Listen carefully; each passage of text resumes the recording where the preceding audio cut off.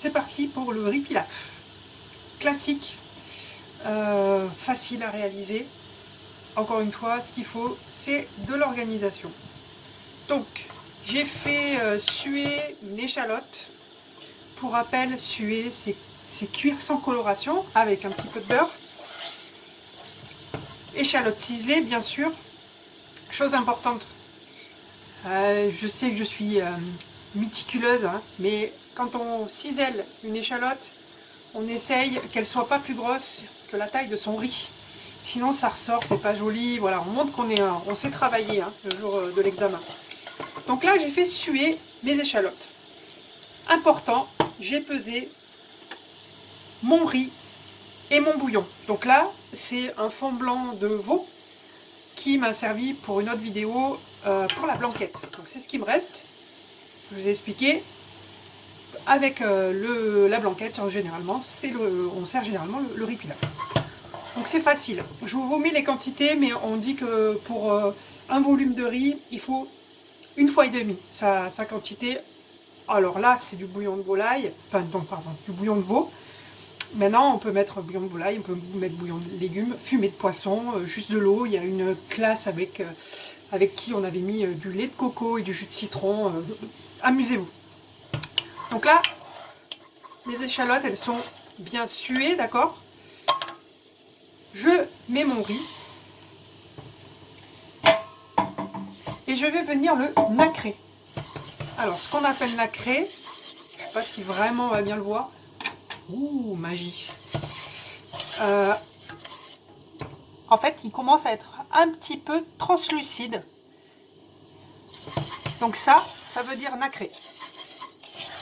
Une fois qu'on a fait ça, on va venir le recouvrir de notre bouillon.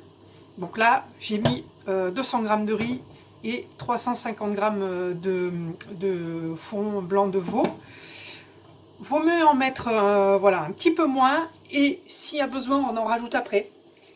Une fois qu'on a mis notre bouillon, on va le mettre à peu près 20 minutes à couvert. Alors, ça, il ne faut pas l'ouvrir toutes les 5 minutes, hein. On attend bien 20 minutes. C'est ce qu'on appelle une cuisson à court mouillement, c'est-à-dire que c'est pas comme du riz cuit dans de l'eau comme des pâtes qu'on va y goûter, machin, tout ça. Là, l'idée, c'est que quand le riz est cuit, il n'y ait plus de bouillon. Hop, donc là, il est bien nacré. Alors, je fais attention qu'il n'y en ait pas partout sur les bords, hein, sinon ça ne va pas cuire. Je verse mon bouillon. Je récupère tout sur les bords, hop là, voilà. Et là maintenant, j'ai préparé mon four à 200 degrés. Et là, c'est parti pour 20 minutes à 200 degrés.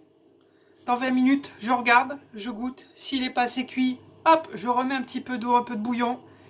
Et je remets 5 minutes. S'il est cuit, eh ben parfait. J'ai plus qu'à l'égrainer et rectifier l'assaisonnement. Là, encore une fois, j'ai pas assaisonné parce que le bouillon, il est salé. À tout à l'heure pour la cuisson. Alors, mon riz est cuit. Juste avant, hop, regardez, hein, j'ai bien plié mon petit torchon, comme ça. Ok. Et là, je viens le plier et prendre, prendre les oreilles. Comme ça, on est sûr de ne pas se brûler. Hein. Ok. Et dans le four, vous mettez bien une oreille comme ça, face à vous.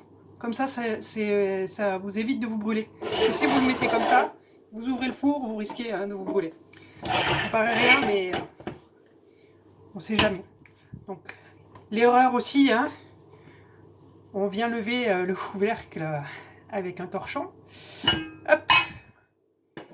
Donc là, c'est ça le principe. Hein, comme je vous disais tout à l'heure, si vous le sortez toutes les 30 secondes et que vous regardez la cuisson, il ne va pas bien cuire. Là, il est en plus dans la cocotte en fonte pendant donc 20 minutes. Et vous regardez, 20 minutes donc à 200 degrés le four. Et regardez, le riz est cuit. Ok, il n'y a plus d'eau. Il est prêt à être servi. Hein. Là, il n'y a plus qu'à vérifier l'assaisonnement et c'est fini. Hyper facile. Donc, je répète, hein, nous, on a mis, enfin, j'ai mis du bouillon de veau. Vous pouvez mettre de la bouillon de volaille. Vous pouvez mettre juste de l'eau aussi. Hein.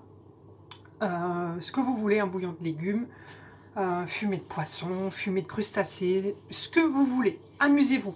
Un petit, même ne serait-ce qu'un peu d'eau avec un peu de curry ou du jus de citron. Tout va bien avec ça, quoi. Comme je vous dis, hein, avec les élèves, un peu de lait de coco et du jus de citron. Voilà. Donc là, après, on peut rajouter des herbes, on peut rajouter ce qu'on veut. Nous, sur le traditionnel, on a notre épilaf, on a notre fricassé de volaille. Pas fricassé, pardon, blanquette de veau. Et voilà.